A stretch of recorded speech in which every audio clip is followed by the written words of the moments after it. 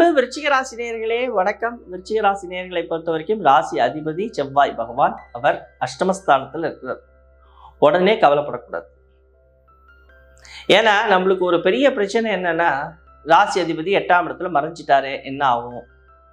அதுபோல நம்மளுடைய எண்ணங்கள் தான், நம்மளுடைய எண்ணங்களே வாழ்க்கையை எடுத்துட்டு போறது. அதனால எண்ணங்களை தூய்மையாக வைத்து கொண்டால், நம்மளால முடிஞ்ச வரைக்கும் அடுத்தவர்களுக்கு உதவி செய்து கொண்டிருந்தாலே நம்மளுக்கு எந்த விதமான பிரச்சனைகளும் வராதுங்கிறத முதல்ல நீங்க மனசுல எடுத்துக்கணும்.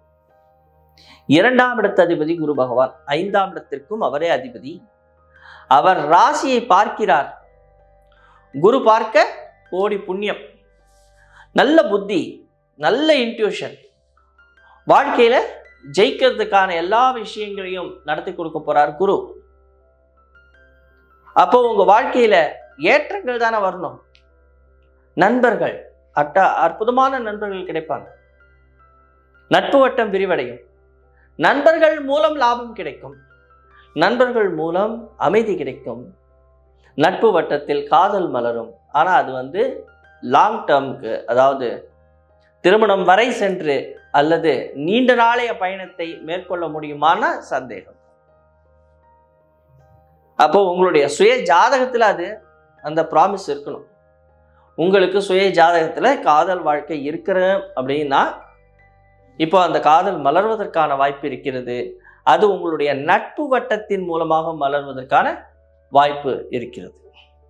ஆனா குரு பகவான் உங்களுடைய ராசியை பார்க்கறதுனால இந்த விருச்சிக ராசி, விருச்சிக லக்னக்காரர்களுக்கு ஒரு நேர்மையான வழியில செயல்வீங்க. எல்லா விஷயத்தையும் ஆழமாக யோசிப்பீங்க. அந்த ஆழமாக யோசிக்கிறது தான் உங்களுடைய வாழ்க்கையில வெற்றியை கொடுக்க போறது. உங்களுடைய கம்யூனிகேஷன் ரொம்ப அற்புதமா இருக்கும். யார்கிட்ட என்ன சொன்னாலும் செயல்படுத்தும் பொழுது ரொம்ப சிறப்பா செய்வீங்க. உக்கிரத்தோட வேலை செய்யக்கூடிய காலகட்டங்கள். அதே நேரம் உங்களுடைய பாட்டன் வழி சொத்துக்கள் அல்லது பாட்டன் ஊர்ல இருந்து வெளில வந்துடுவீங்க. அந்த பாட்டன் ஊர்ல இருந்து நமக்கு வெளில வரும் பொழுது அந்த சொத்துக்கள், அந்த விஷயத்துல ஒரு பின்னடைவுகள் இருக்கும். அதே நேரம் சூரிய பகவான் உங்களுக்கு ஒரு நல்ல கதியை காமிக்க போறார். தொழில் சார்ந்த விஷயத்துல உங்களுக்கு ஒரு முன்னேற்றத்தை காண்பிக்க போறார்.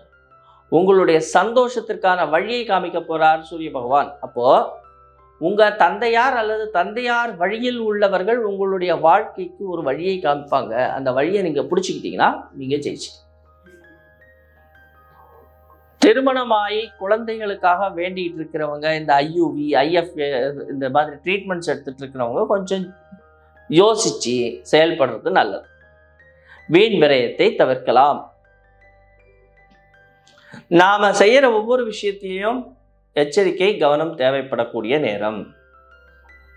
விரயத்தை தவிர்க்கணும் அப்படின்னா இந்த ஜோதிடம்ங்கிறது ரொம்ப நுட்பமான விஷயங்கள் நிறைய இருக்கு.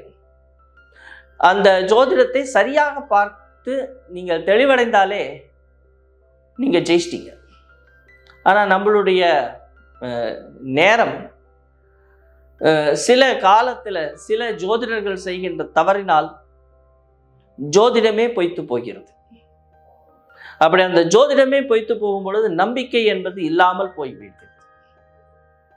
அது மிக ஆழமாக, மிக நுட்பமாக சில விஷயங்களை புரிந்து கொண்டு, அதே நேரத்தில் நம்மளுடைய இறை நம்பிக்கையையும் நம்ம மூத்தவர்களிடத்தில் நாம நம்பிக்கை வைத்து அவர்கள் காட்டிய வழியில் அந்த இறை நம்பிக்கையையும் பிடித்து கொண்டு இறையையும் பிடித்து கொண்டால் இறை தேடுவதோடு இறையையும் தேடு.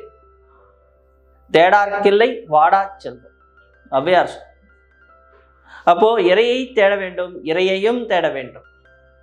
அவ்வாறு தேடினால் வாழ்வில் வெற்றியை அடையலாம். அதை புரிஞ்சுக்கிட்டா ஜெயிச்சிட்டோம். இந்த மாதம் ஒரு மிக மிக பிரம்மாண்டத்தை கொடுக்கக்கூடிய மாதம். இத்தனை நாள் சனி பகவான் நேர்வழியில் இருந்தார், இப்ப வக்ரகதி அடைந்திருக்கிறார். அப்போ வக்ரமான சனி பகவானுடைய வேலை ரொம்ப சுறுசுறுப்பா செய்வார் சில வேலைகளை. அதே நேரம் கவனம் பேச்சில் தேவைப்படும். பேச்சில் மட்டும் கவனம் வச்சு தொழில் ரீதியான உங்கள் வீட்டில் இருக்கிற மூத்தவர்கள் சொல் பேச்சை கேட்டு இறை நம்பிக்கையோடு இந்த வேலையை செஞ்சா செப்டம்பர் மாதம் மிக மிக அற்புதமான மாதமாக உங்களுக்கு மலரும். அதற்கு இறையை நாம் வேண்டிக் கொள்வோம். நன்றி, வணக்கம்.